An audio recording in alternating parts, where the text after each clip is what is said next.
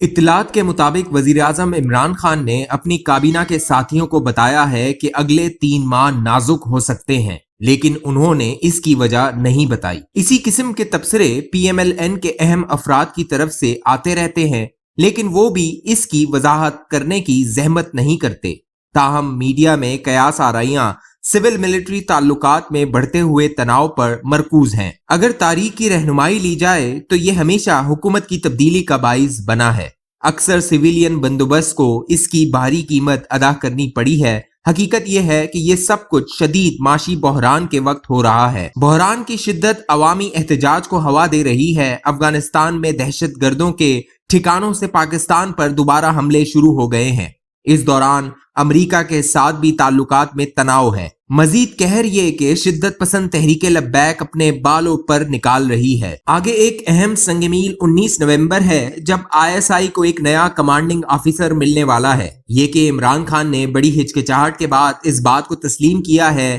ان کے اسٹیبلشمنٹ کے ساتھ تناؤ کی ایک وجہ یہ نامزدگی بھی تھی۔ وہ چاہتے ہیں کہ ISI مستقبل میں بھی ان کی مشکلات ٹالتی رہے، جیسے کہ اس نے گزشتہ چند سالوں کے دوران کیا، لیکن اب اسٹیبلشمنٹ آنکھیں بند کر کے سہارا دیے رکھنے کے لیے تیار نہیں۔ عمران خان کے ساتھ اس کی ایک صفحے کی وابستگی نے اسے بے حد پریشان کیا۔ گیند خان کے کورٹ میں ہے، کیا وہ اسٹیبلشمنٹ کے خلاف پیشگی وار کرنے کا خطرہ مول لیں گے؟ کیا وہ اگلے چند ایک ماہ کے دوران لڑتے لڑتے سیاسی طور پر بے دم ہو جائیں گے اور باقی زندگی اسی طرح ایک طرف بیٹھ کر سیاسی گمنامی کی دھن میں غائب ہو جائیں گے؟ یا کیا وہ یہ مشکل دور گزارتے ہوئے اپنے لیے کوئی راہ نکال لیں گے؟ 3 حالیہ پیش رفت اس سوچ پر روشنی ڈالتی ہیں۔ عمران خان نے اپنے سول ملٹری دستوں کو حکم دیا کہ وہ تحریک لبیک کی شورش کو طاقت سے دبا دے، لیکن پنجاب پولیس ڈٹ گئی اور رینجرز نے کوئی کارروائی نہ کی۔ یو ٹرن پر مجبور ہونے کے نتیجے میں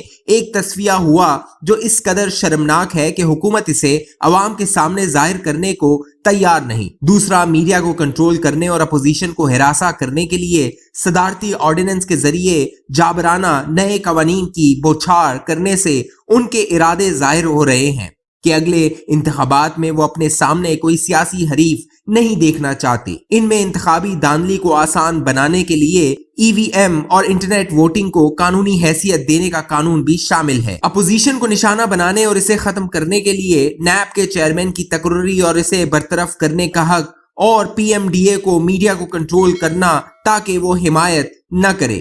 ایسے ہی جابرانہ اقدامات کی کہانی سنا رہے ہیں۔ تیسرا، ان کی کوشش ہے کہ عوام کو میٹھی گولی دے کر بہلا لیا جائے۔ بے مثال ریلیف پیکج کے تحت ہر شخص کو 6 ماہ تک 5 روپے روزانہ کی سہولت فراہم کی جائے۔ ان کی کوشش ہے کہ موجودہ حکومت کی بے پناہ بدعنوانی اور بد انتظامی کی وجہ سے عوام میں پائے جانے والے غصے کو کسی طور پر ٹھنڈا کیا جائے۔ جب وہ پاکستان میں اشیاء کی قیمتوں کا دوسرے ممالک کی قیمتوں سے موازنہ کرتے ہیں تو وہ آمدنی اور ملازمت کے مواقع کے فرق کا حوالہ نہیں دیتے۔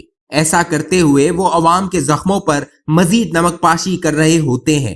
دوسرے لفظوں میں، عمران خان اپنی حکومت کو درپیش خطرات کا مقابلہ کرنے کے لیے پرعزم دکھائی دیتے ہیں، لیکن اس کے لیے وہ جمہوری رستہ اختیار کرنے کے موڈ میں نہیں کہ وہ عوام سے تازہ مینڈیٹ لے کر کوئی اور اقتدار سنبھال لے جو معاملات بہتر طور پر سنبھال سکتا ہو۔ جیسے جیسے عمران خان اپنے قدم جمانے کی کوشش میں ہیں، ریاست کے اہم عناصر کی طرف سے مذمت اور حتیٰ کہ دشمنی کے آثار بڑھ رہے ہیں جنہوں نے انہیں اقتدار میں لانے میں مدد کی تھی۔ پنجابی سول سروس نے قلم بند کر کے گورننس کو روک دیا ہے۔ پنجاب پولیس کے حوصلے پست ہیں۔ یہ فورس عملی طور پر بے قیادت ہے۔ 3 سالوں میں 7 IGs عہدے سے ہٹائے گئے۔ الیکشن کمیشن آف پاکستان ان کی دھمکیوں اور گالیوں کے سامنے مذمت کر رہا ہے۔ عدلیہ نے یہ جانتے ہوئے بھی بلدیاتی انتخابات کا حکم دیا کہ PTI کا صفایا ہو جائے گا۔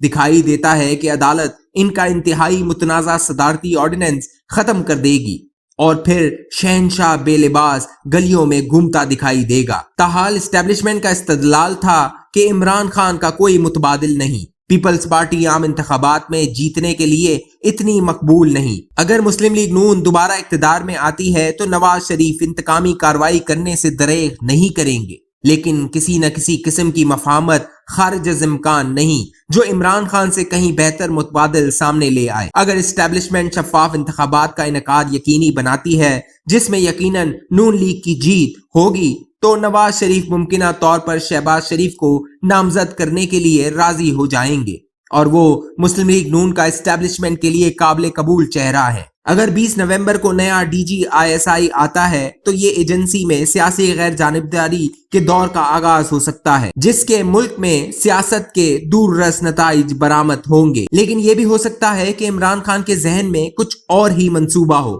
ایسی صورت میں ہر کسی کے ہاتھ میں اپنے اپنے پتے ہوں گے۔